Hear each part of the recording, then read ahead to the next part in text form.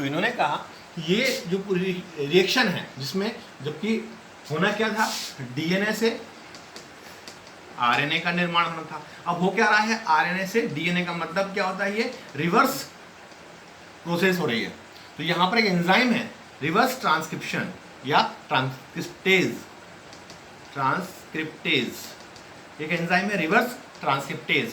ये reverse transcriptase enzyme क्या होता है, ये आरएनए से डीएनए का फॉर्मेशन करता है, मतलब जो ट्रांसक्रिप्शन होता है उसको रिवर्स फॉर्म में परफॉर्म करता है, मतलब ये रिवर्स हो जाती है। कैसे होती है वो देखें। पहले क्या था कि पहले डीएनए से आरएनए बनेगा और आरएनए जो है वो प्रोटीन का निर्माण करेगा, मतलब आरएनए जो है वो प्रोटीन का निर्माण करेगा। ये सिंगल एक दिशी प्रोसेस थी।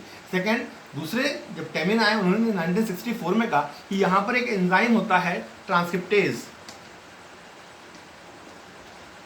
कौन सा एंजाइम, ट्रांसक्रिप्टेज एंजाइम है ना, कौन सा, रिवर्स ट्रांसक्रिप्टेज एंजाइम। इसके द्वारा ये वापस जो आरएनए है वो डीएनए का निर्माण करेगा और डीएनए जो है वो प्रोटीन का निर्माण करेगा। तो इस प्रकार से ये एक न्यू फॉर्म हो गया किसका, सेंट्रल डोग्मा का। तो यहाँ पर रिवर्स ट्रांसक्रिप्टेज एंजाइम आया जिन्होंने नया फॉर्म, सेंट्रल डोग्मा को नया फॉर्म किया। नेक्स्ट अपन देखेंगे कि जो प्रोटीन सिंथेसिस की रिएक्शन है उसमें कितनी स्टेप्स होती हैं। तो जनरली अपन देखेंगे प्रोटीन सिंथेसिस जो होता है वो 2 स्टेप में होता है, ट्रांसक्रिप्शन जिसे हम बोलते हैं अनुलेखन, और दूसरा होता है ट्रांसलेशन जिसे हम बोलते हैं अनुवादन।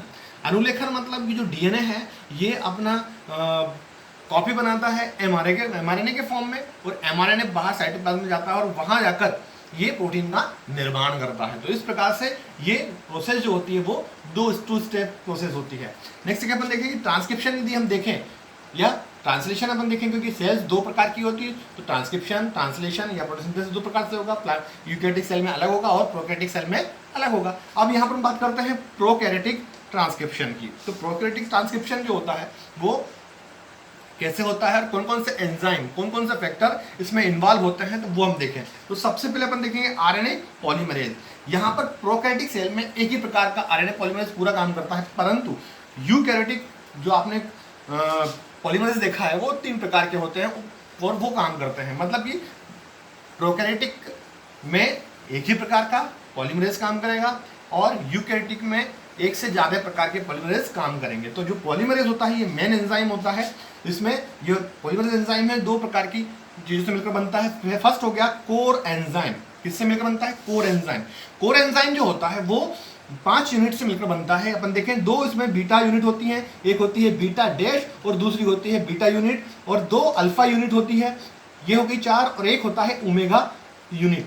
तो ये ओमेगा जनरली जो सीक्वेंस होता है एमआरएनए उसकी पहचान करता है, ठीक है। तो इस प्रकार से ये 5 यूनिट से मिलकर बनता है जिसे हम बोलते हैं कोर एंजाइम।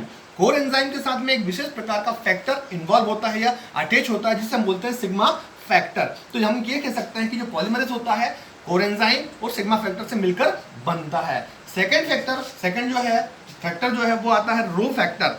रो फैक्टर का काम होता है कि जो आपकी ट्रांसक्रिप्शन हो रही है एमआरएनए परफॉर्म होता है पूरा इस स्पेसिफिक लेंथ में, जितनी लेंथ का एमआरएनए चाहिए होता है उतने में जो बन जाता है, तब एक रो फैक्टर होता है जो उसको टर्मिनेट करता है। मतलब यदि आपका जो एमआरएनए बन रहा है, यदि उसको हम ब्लॉक नहीं करेंगे, रोकेंगे नहीं, तो वो काफ़ी लंबा बनता जाएगा, तो ये रिएक्शन प्रोसेस रुकेगी नहीं। तो उसको रोकने के लिए यहाँ पर एक रो फैक्टर होता है जो उसको टर्मिनेट करता है, इसको एमआरएनए के फ्रेगमेंट को। नेक्स्ट अपन देखेंगे नस प्रोटीन। नस प्रोटीन जो होती है पॉजिंग करती है, रिएक्शन में देखिए पॉज करना है तो हम उसका काम करेगी। दूसरा ट्रांसक्रिप्शन, टर्मिनेशन और ट्रांसक्रिप्शन दोनों में हेल्प करती है। तो नस प्रोटीन जो होती है, एनयूएस प्रोटीन जो होती है, वो पॉजिंग, ट्रांसक्रिप्शन और ट्रांसलेशन में हेल्प करती है। नेक्स्ट आता है GRE protein. GRE protein 3 prime to 5 prime hydrolysis करती है, देन प्रूफ रीडिंग करती है।